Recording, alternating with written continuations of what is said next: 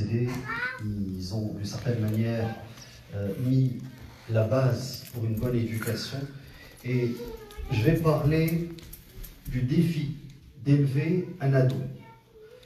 Je vous dirais a priori que élever un adolescent, ici au Québec, en France, dans les pays musulmans même, est considéré comme une source de stress chez les parents. Pourquoi? Parce qu'ils ont entendu dans les médias, dans les réseaux sociaux, dans les expériences de ceux qui les ont précédés, que cette phase est une phase de la vie extrêmement critique. C'est l'âge qu'on appelle l'âge ingrat. C'est l'âge des transformations. C'est le passage de l'enfance à l'âge adulte. C'est là où est-ce que la personnalité de l'enfant se façonne. Et l'enfant que vous aviez devant les yeux, que vous chérissiez, que vous aimiez, va commencer à vous dire « Non, je ne pense pas comme toi. Je suis différent. On est différent. This is my way. C'est ça ma voix. » La fille va dire à sa mère « Tout ce que tu as fait dans toute ta vie ne me plaît pas. » Il se peut, je généralise, mais c'est ce que les gens entendent et c'est ce qui fait en sorte que éduquer un adolescent devient une source de stress, voire d'angoisse même chez les parents. Alors, moi je vous dirais, même si a priori, je ne préconise pas cet état d'appréhension, de crainte, de peur, mais je me dis qu'il vaut mieux être sous stress qu'être inconscient ou même insouciant. Vous savez, inconscient, il y en a qui disent, il n'y a rien qui change, c'est mon enfant, chéri, il va continuer à l'être, même s'il se transforme au niveau physiologique. C'est ceux qui sont inconscients. Insouciants, ceux qui disent, qu'est-ce que je peux faire? Je peux rien faire, il va être éduqué comme tout le monde. Comme ça a été mon cas, comme celui de mes frères, de mes oncles, et puis... Il vaut mieux appréhender qu'être insouciant ou inconscient. Les défis sont multiples. Et dans cette mini-conférence, je vais commencer par parler de deux catégories de parents que j'ai devant moi. Parce que quand je vois Mourad, né ici, Ardouane, né en France, Vincent, converti, Akhouna Farhani, venu du Maghreb, je vois des jeunes qui sont dans la vingtaine, des adultes qui sont dans la quarantaine, et ce que je peux vous dire, c'est que, avant de parler des ados, parlons des parents. Il y a au Québec, généralement, deux grandes catégories de parents. Il y a des parents, dits dans le jargon des jeunes, des darons blédards. Je sais que c'est péjoratif. C'est-à-dire qu'ils sont nés ailleurs, ils sont venus ici, ils ne sont pas passés par l'école secondaire, par le cégep, ils ignorent la réalité. Ils ne savent pas ce qui se passe dans les lieux de socialisation, dans les stations de métro, dans les parcs, dans les écoles secondaires, dans les vestiaires, dans les toilettes. Ces parents-là ne sont pas passés par l'école québécoise. Ils regardent leurs enfants cheminer de loin. Et il y a les parents qui sont nés ici, qui ont grandi ici, et qui savent tout, et qui ont peur que leurs enfants reproduisent leurs erreurs, leur jahiliya, ou que tout simplement, ils tombent dans de mauvaises expériences qu'ils ont eux-mêmes, non pas vécues, mais vues de leurs propres yeux. Alors, ça, c'est deux grandes catégories de parents. Et ce que j'aimerais vous dire, c'est que normalement, on aurait besoin d'ateliers qui vont traiter non pas les cas des adolescents, mais aussi le cas des parents et sensibiliser les parents. وحبذا لو تكون هذه الورشات ورشات العمل باللغة العربية الفصحى وحتى بالعامية على أساس أن تكون الفائدة أكبر ويعم الخير. Donc, Inch'Allah, ça va être annoncé dans les prochains jours ou dans les prochaines semaines, qu'Allah Azzawajal nous facilite, des ateliers qui seront probablement, pas seulement en français, mais aussi en arabe classique ou arabe dialectal, pour que ces parents-là soient outillés. Il en est de même des jeunes nés ici ou en France et qui ont certaines questions, qui se posent certaines questions. Maintenant,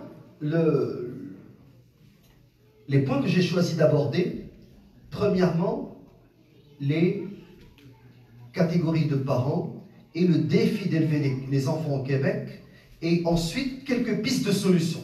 C'est ce qui nous intéresse le plus. Je ne vais pas répéter tous les défis, puis parler pendant 30 minutes pour vous raconter ce que, d'une certaine manière, vous avez déjà pu constater par vous-même.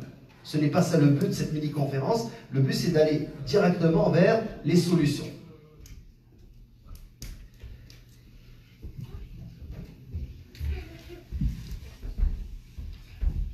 Ici au Québec, quand on parle de l'adolescence, automatiquement, on pense à quoi? Quand je vous dis adolescent, si vous fermez les yeux pour faire brainstorming, je vous dis adolescent, ce qui te vient à l'esprit, adolescent, ado. Des problèmes. Des problèmes. Barakallahu fik. Révolte. Enfant rebelle. Voilà. Adolescent 15 ans et plus, ok, très objectif. Walid. Brainstorming, c'est fermer les yeux, me dire ce qui vient à l'esprit automatiquement, sans trop réfléchir. Introspection. Donc, on parle de transformation. Introspection, le jeune, l'enfant d'hier, est sur le point de devenir un adulte, donc il est en train de remettre en question ce qu'on lui a inculqué pendant des années. Al-Musallamat. On lui a dit, voici comment tu dois réfléchir, voici comment tu dois penser, voici le bien, voici le mal, voici le haqq, le vrai, voici le batil, le faux. Là, il revient à la maison, puis il dit à son père, ah, tu sais quand tu me disais par exemple, à propos de tel groupe, qui sont comme ça, j'en ai vu un au cégep, et puis il n'est pas comme tu me l'as dit. Il n'y avait pas un petit peu de haine dans ton éducation, t'as vu? Puis le père me dit, qu'est-ce que tu racontes? De la haine? Oui. Tu m'as éduqué à détester un groupe. Mais comment tu peux me dire ça? Ou bien il vient lui dire, mais tu sais que avoir un sens critique, ça fait partie d'une bonne formation intellectuelle. On ne peut pas tout gober. Et moi j'ai envie d'avoir un sens critique et d'appliquer mon sens critique sur les hadiths que tu cites. Et le père il dit, hadith, tu veux remettre en question les hadiths? Il y a un père qui est venu me dire, il m'a dit, mon fils, il est fichu, perdu. Qu'est-ce qui se passe? Depuis qu'il est au cégep, il est en train de me poser des questions, et à chaque jour, il m'amène shubha, une ambiguïté. Je dis, Akhi Karim, le problème n'est pas dans ton fils. C'est toi le problème. Comment c'est moi le problème? Je dis, parce que Cheikh Ibn quand on lui a posé la question, est-ce que ce permis, c'est permis d'habiter, de résider dans le kufr? Il a dit oui, mais avec des conditions. Première condition, idharuddin, que tu puisses d'une certaine manière pratiquer ta religion ouvertement. Deuxième condition, as-salama mina al-fitan. Fitan al-shahawat wa fitan al-shubuhat. Comment se préserver des fitan, des ambiguïtés? Tu dois avoir al-ilm, la science nécessaire pour réfuter les ambiguïtés. Et moi, ce que je peux voir, c'est que tu n'as pas le savoir, la science nécessaire pour réfuter, déconstruire les ambiguïtés que ton fils est en train d'apprendre dans le cours obligatoire de philo au cégep. Et il y a ensuite as-salama min ash-shahawat, les tentations. Si ton fils n'a pas été élevé dans un milieu où est-ce que khashiyat Allah Azza wa Jal, la crainte d'Allah Azza wa Jal est fortement ancrée dans son cœur et qu'il a été élevé avec le bâton, avec la peur, avec les représailles, avec les châtiments, il a peur de toi. Maintenant, vous êtes de force égale, vous avez la même largeur d'épaule et ton fils n'a plus peur. À ce moment-là, il va commencer à se révolter, il va commencer à te poser des questions et comme tu n'as pas les bonnes stratégies, de communication et tu n'as pas la science, le savoir pour déconstruire les ambiguïtés, tu es désarmé, et c'est le désarroi, et tu réagis en criant, et là il n'y a plus de dialogue, ton fils cesse de te parler, s'enferme dans sa chambre, et là vous pensez vivre ensemble, mais en fait vous vivez de manière non pas parallèle. Les gens pensent qu'ils cheminent d'une manière parallèle. Non, non, vous êtes en train de bifurquer. Et en fin de compte, tu vas te retrouver loin de ton fils. Et puis tu vas te dire, mais est-ce que c'est ça mon enfant? Le manque de communication est grave. Pas seulement chez les enfants. Chez les couples. Il y a un couple qui est marié depuis 50 ans, 49 ans. Et j'ai été amené à intervenir parce qu'ils étaient sur le point de divorcer. Un autre couple, depuis 25 ans. Qu'est-ce qui se passe?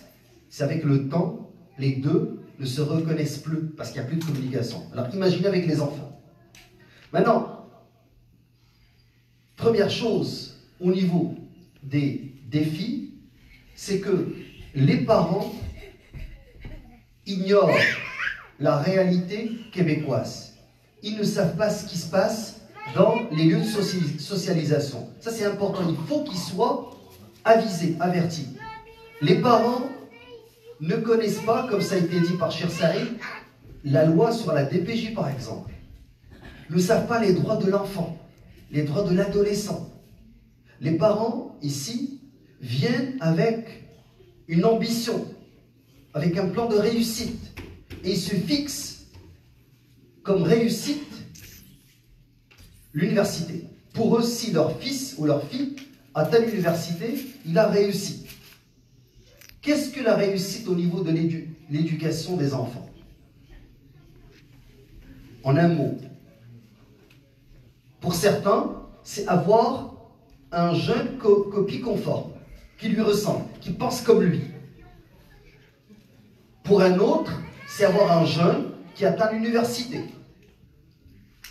Pour d'autres, c'est un jeune qui a réussi sur le plan professionnel ou bien social. Ma fille est mariée, alhamdoulilah, elle est casée, j'ai réussi. Ou bien mon fils, il travaille, il a sa voiture, il gagne sa vie.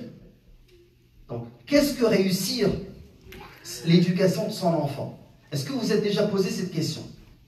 Parce que si vous ne vous fixez pas un objectif, vous n'allez pas mettre en œuvre un plan pour atteindre cet objectif. Donc ceux qui n'ont pas d'objectif, comment peuvent-ils mettre au point un plan pour atteindre ce qu'ils n'ont même pas fixé? Est-ce que vous me suivez? Qu'est-ce que réussir? Il y aura une période d'échange, mais j'essaie de vous réveiller. Qu'est-ce que réussir l'éducation de son fils, de son ado? Walid. Lui inculquer la crainte révérentielle, at-taqwa, al-yakuna taqiyyan. Barakallahu fik. Est-ce que tout le monde est d'accord avec lui? Bien, vous avez d'autres ajouts. À part la crainte. Vous voulez avoir des jeunes qui craignent Allah Azza wa Jal, mais qui sont analphabètes, fiers de son identité. Donc là, il y a une identité qui se construit.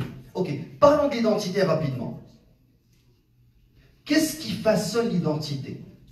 Qu'est-ce qui fait en sorte que l'enfant est influencé dans sa manière de penser, de croire? Au niveau des premières années, au niveau du primaire, ce qui normalement influence le plus l'enfant, c'est la famille, les parents. Les parents sont en contrôle. Mais dès que l'enfant se retrouve à l'école, vous savez très bien, comme le disait Althusser, il y a les appareils idéologiques de l'État. Et parmi les appareils idéologiques de l'État, il y a l'école. Et l'école, elle fait tout pour socialiser l'enfant aux valeurs de la majorité.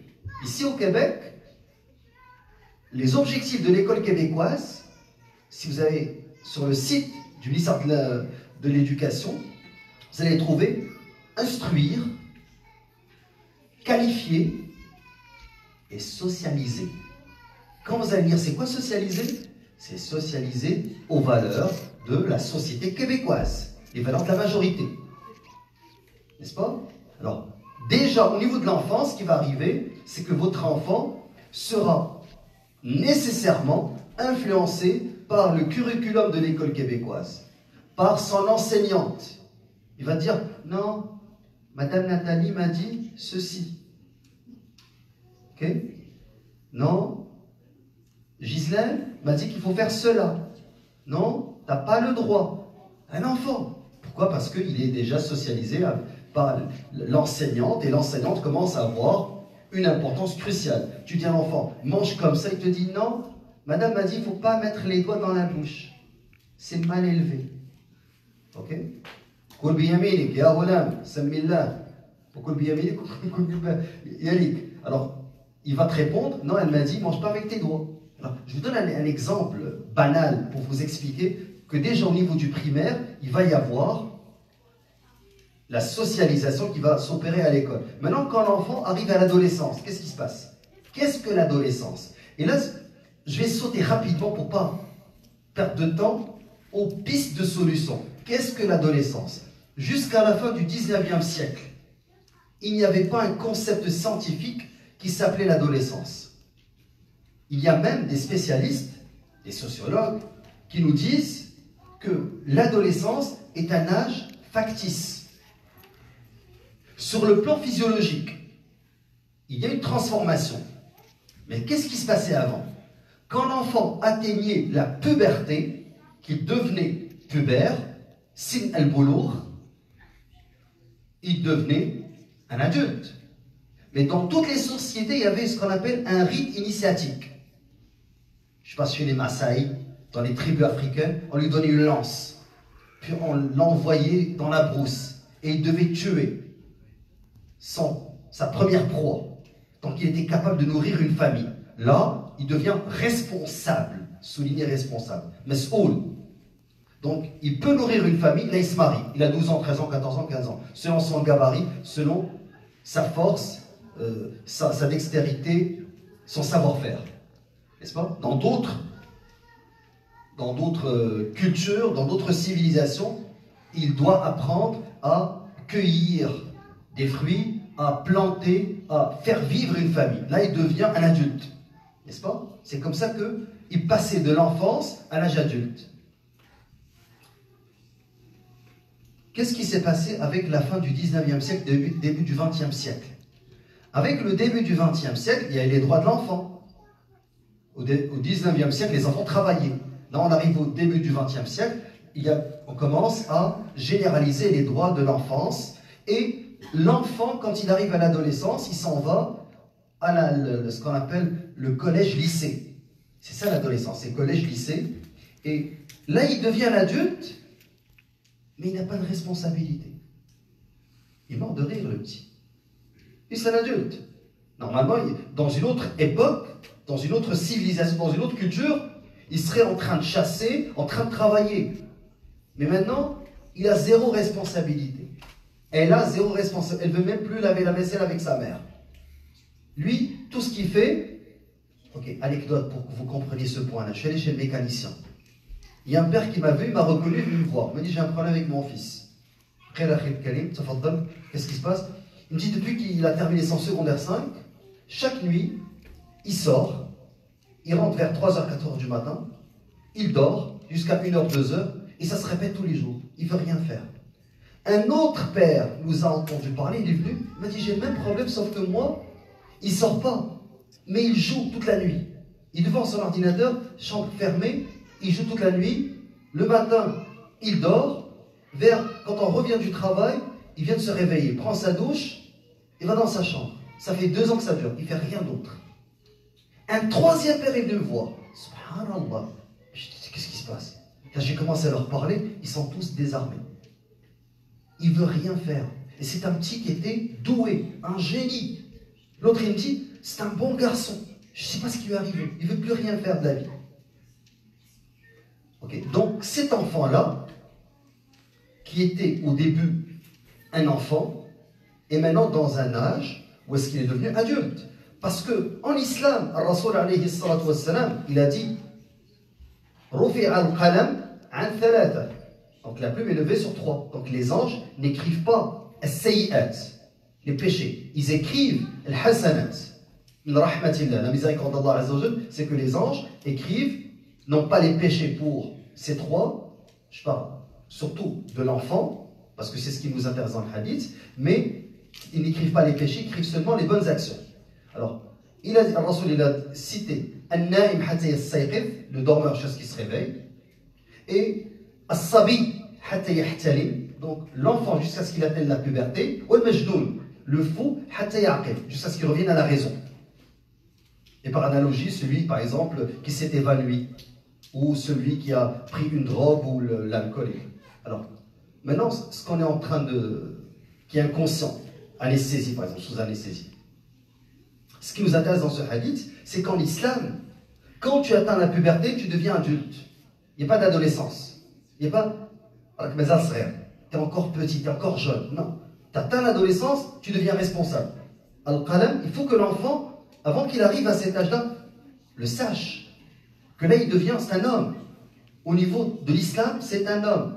Au niveau maintenant de la société, il est considéré comme un ado. C'est-à-dire, ce n'est pas un enfant, et c'est là que commencent les crises. Ce n'est pas un enfant, et ce n'est pas un adulte. Pourquoi ce n'est pas un adulte? Parce qu'il n'a pas de responsabilité.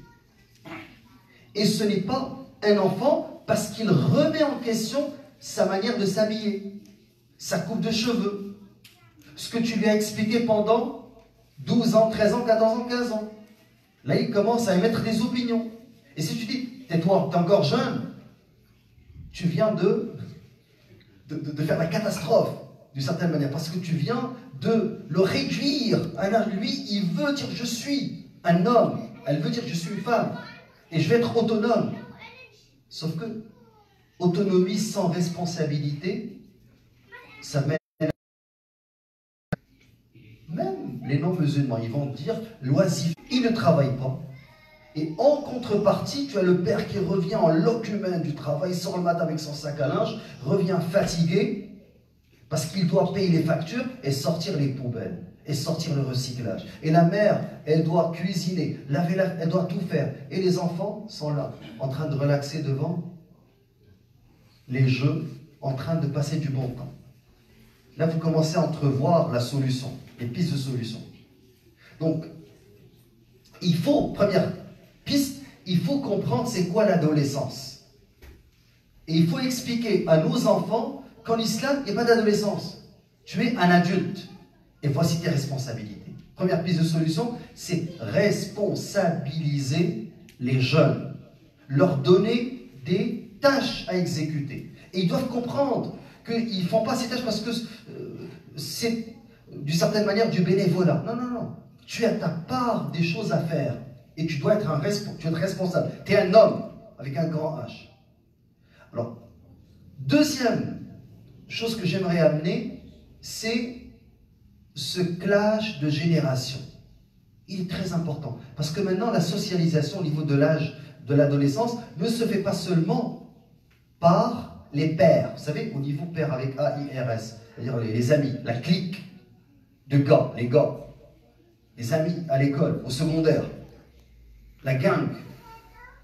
C'est pas seulement ceux-là qui maintenant socialisent ou qui influencent l'enfant, mais il y a aussi les réseaux sociaux, chose qui n'existait pas avant.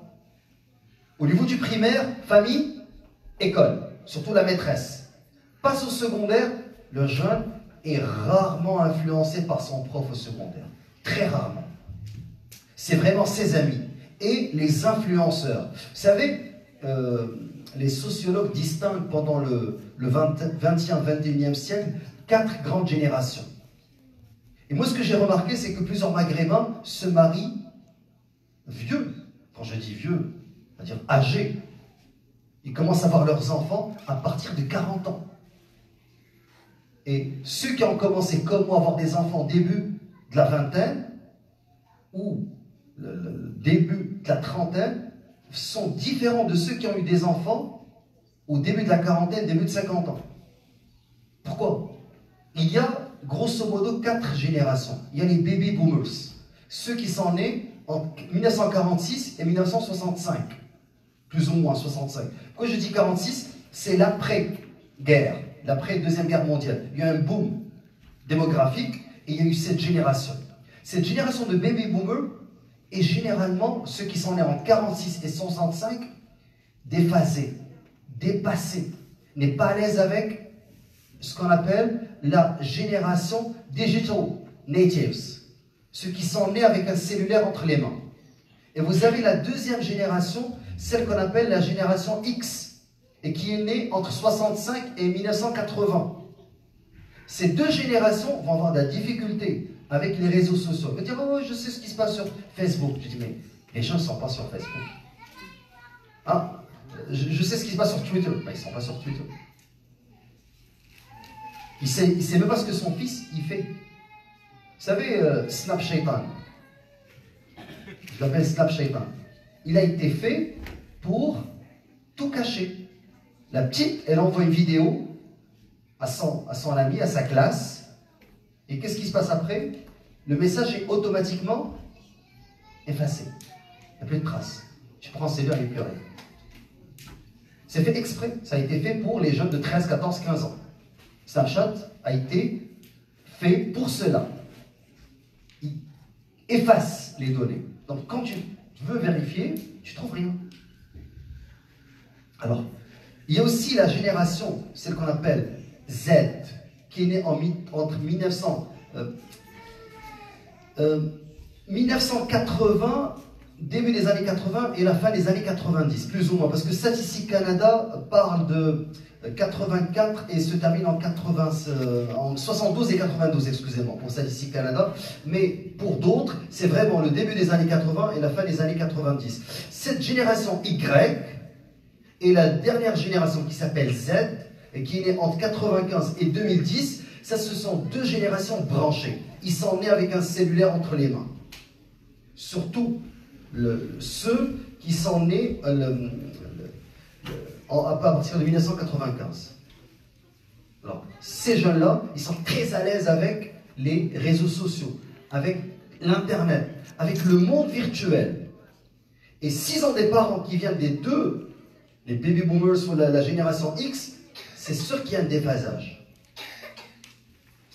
Alors, piste de solution, c'est que les parents d'ados, bien sûr, ils doivent intervenir en amont. Ils ne doivent pas interdire, ils ne doivent pas attendre qu'ils aient des ados. Dès qu'ils ont des enfants, surtout que maintenant, l'adolescence est de plus en plus précoce. Maintenant, on parle de préadolescence. Qu'est-ce que la préadolescence? C'est les 2 ans qui précèdent la puberté. Et il y a une hypersexualisation des enfants. Et comment le gouvernement veut lutter contre cette hypersexualisation? En donnant des cours d'éducation à la sexualité. Avant même. C'est comme ça qu'ils veulent contrecarrer l'hypersexualisation. Donc là, ils vont, en plus, d'une certaine manière, les préparer. Je vous donne autre chose, autre piste de solution. Quand je parle de bien connaître la société québécoise, parlons par exemple de la grossesse. Au début des années 2000, le Québec a connu un pic de grossesse chez les adolescentes. On avait beaucoup d'adolescentes qui étaient enceintes dans les écoles secondaires. On en a recensé chez les 14-19 ans 9000 cas. L'an 2000. 9000 cas d'adolescentes enceintes. Comment le gouvernement a réagi? Les autorités en santé. Les autorités ont réagi en facilitant l'accès à la contraception orale. Ce qu'on appelle la pilule du lendemain est donnée aux adolescents, ici au Québec, 14 ans, sans l'autorisation parentale, sans même que les parents soient visés. Dès que la jeune, avant même qu'elle tombe enceinte, on lui dit, l'intervenante à l'école secondaire, si tu es enceinte, la petite, n'aie pas peur. Viens me parler, je pourrais te donner une pilule du lendemain et tu vas avorter sans que personne ne le sache. Et ce qu'ils ont fait, ils ont mis en place des cliniques de santé sexuelle dans les écoles du Québec. Alors maintenant, on est descendu à peu près à 6%. 6% des grossesses au Québec sont celles des adolescentes. Alors, si les parents ignorent tout cela, c'est sûr qu'ils ne sont pas préparés à agir d'une manière proactive. Alors, toujours au niveau des solutions, j'aimerais, avant de clore, vous citer un hadith.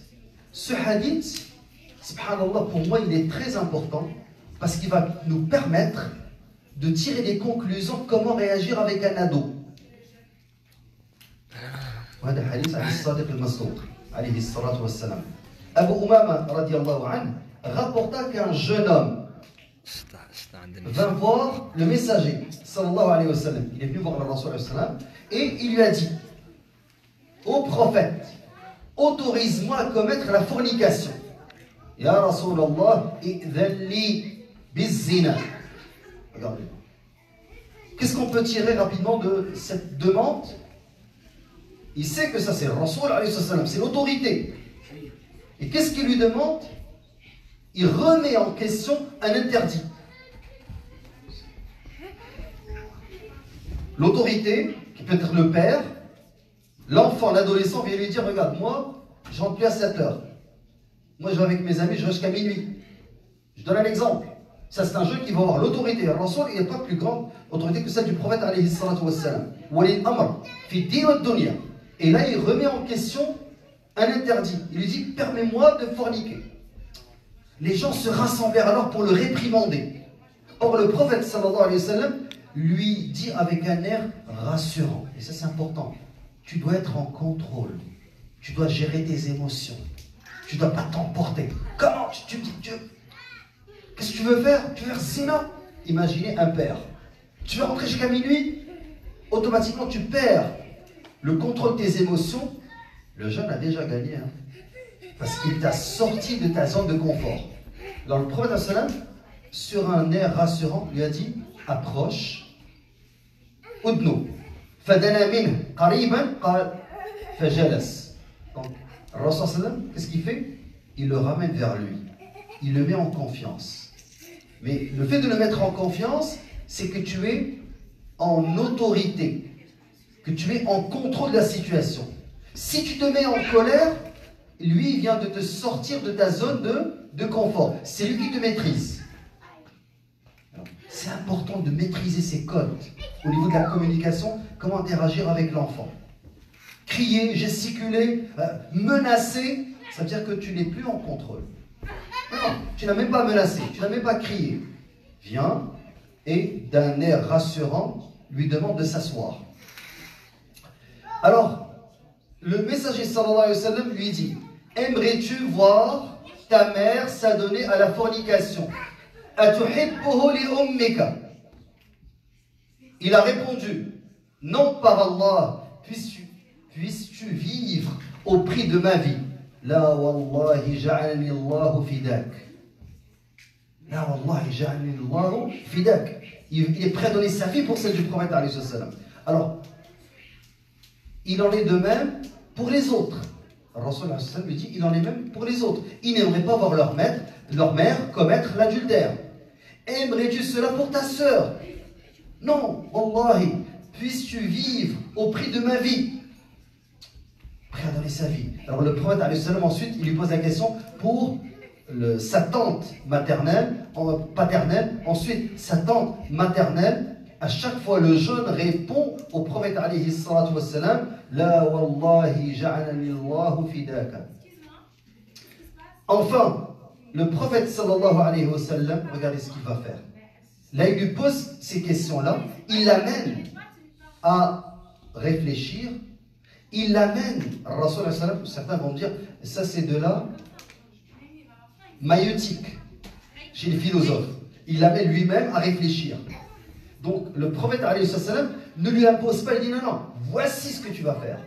Non, non, il l'amène lui-même à réfléchir et à trouver la solution par le dialogue, non pas en lui imposant cela.